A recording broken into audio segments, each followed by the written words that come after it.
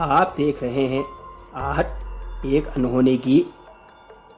आज की हमारी कहानी के लेखक हैं अवधेश जी। तो आइए बढ़ते हैं हमारी आज की कहानी की ओर। एक दिन मैं मेरे दादाजी के साथ हमारे खेत से लगे आम के बगीचे में बैठा था।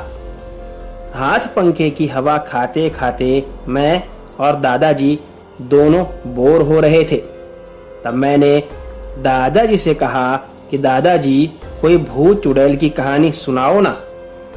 तो वो हंसने लगे और कहा कि चलो ठीक है, मैं तुम्हें मेरे साथ घटी एक विचित्र घटना के बारे में बताता हूँ। ये बात उस समय की है जब मैं स्कूल में पढ़ा करता था। एक दिन किसी गांव से शादी का निमंत्रण आया था।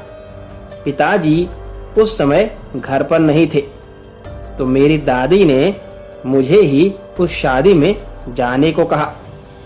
मुझे कोई तकलीफ भी नहीं थी क्योंकि मेरे कई दोस्त भी वहां जाने वाले थे। एक दोस्त के पास टांगा था, तो उसके टांगे में बैठकर मैं शादी में चला गया। भोजन समापन होने के बाद मुझे वापस घर पर लौटकर आना था क्योंकि पिताजी घर पर नहीं थे। रात के समय घर आते वक्त कहीं कोई चूक की वजह से मैं और मेरा दोस्त रास्ता भटक।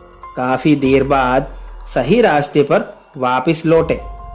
तब काफी ज्यादा अंधेरा हो चुका था और हम टांगा जल्दी जल्दी चलाकर वापस लौट रहे थे। पीछे से किसी के रोने की तो कभी गुस्सा करने की अजीबोगरीब आवाजें सुनाई देने लगी।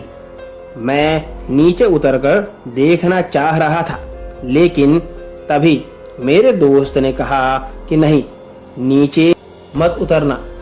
मेरे पिताजी ने मुझे कहा था कि वापस लौटते वक्त रास्ते में इस रास्ते पर भूत पिशाच से सामना हो सकता है और ये वही मालूम पड़ते हैं। हमने टांगा ना रोकते हुए और आगे बढ़ाया।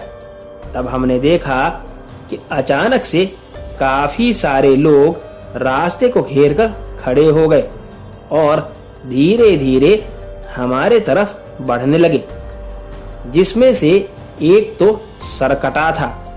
मेरे दोस्त ने तुरंत टांगा वापस उल्टी दिशा में मोड़ा और टांगा भगाते हुए हम फिर से बारात वाले गांव में ही वापस लौट आए थे।